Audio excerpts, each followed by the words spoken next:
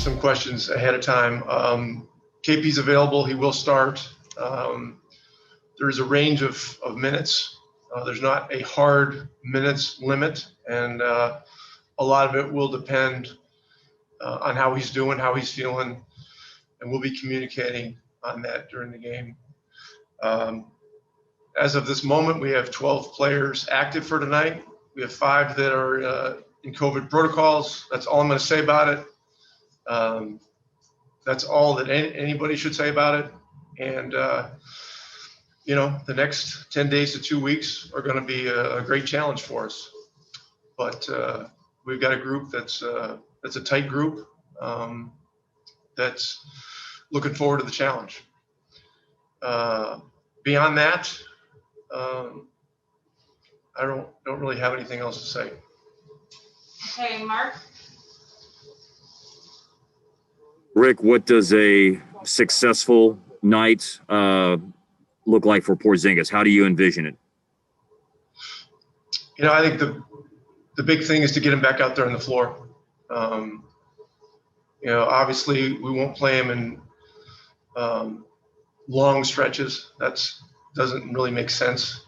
But we'll try to space it and, you know, get him in a situation where he can get some rhythm. He can begin to get his NBA game legs under him. You know, he's done extremely well in the rehab with no setbacks and, you know, really no hiccups at all.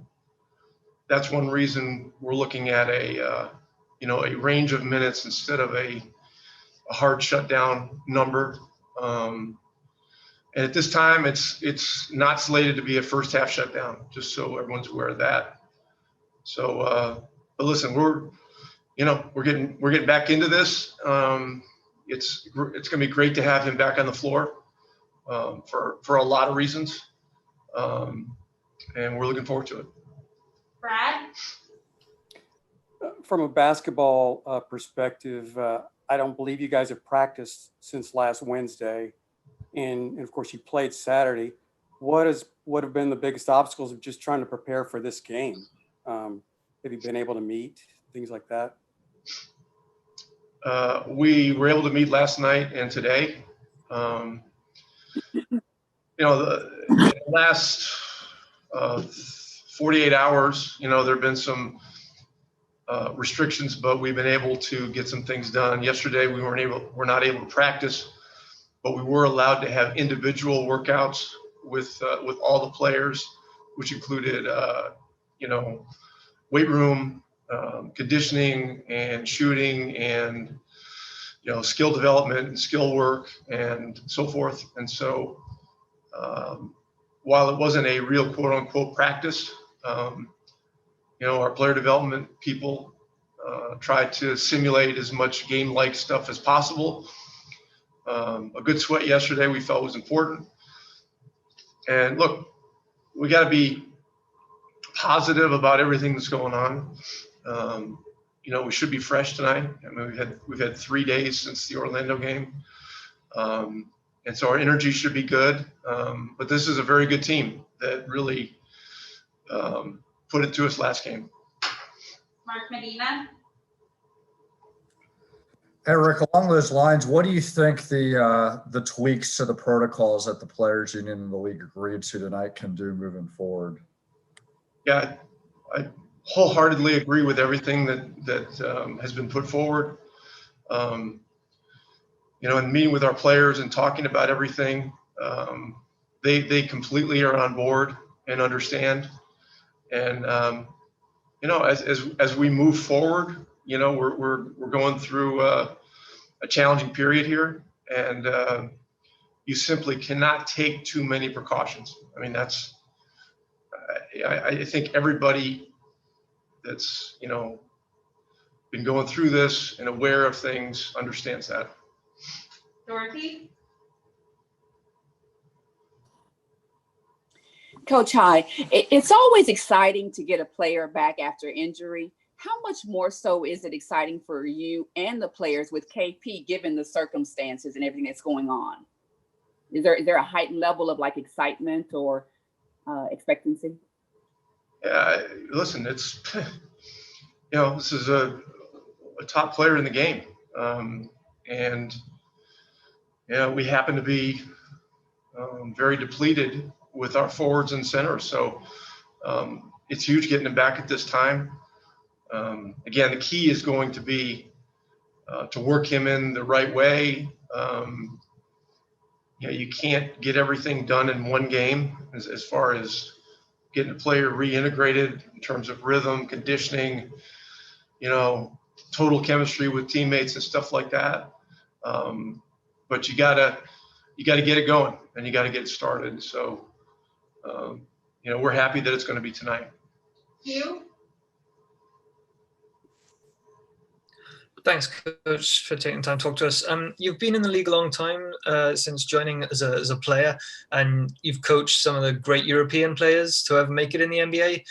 You've obviously got a game tonight, but in a couple of days you go up against Giannis and the Bucks. Did you ever think when you joined the league that there would be a stage where potentially the top two players in the league, the top two stars and faces of the league, would be European? Well, when I was first in the league, when I made the NBA, when I realized that I'd actually made the NBA, I realized at that point in time that anything was possible in this league.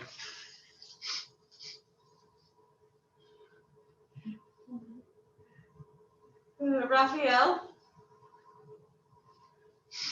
Hey, Coach, Raphael from a three-point conversion.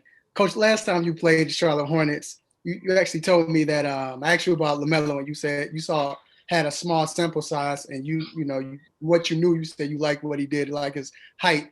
But now that he's played, 11 games or something like that, with his rebound ability and playmaking ability, what have you seen now? What do you like about it now? What are you concerned about playing against him tonight? Look, he's terrific. Right now, the way things look, I mean, he looks like rookie of the year to me. He's getting it done statistically. Their team is winning. He's got energy. He's got a vibe. He's got swagger.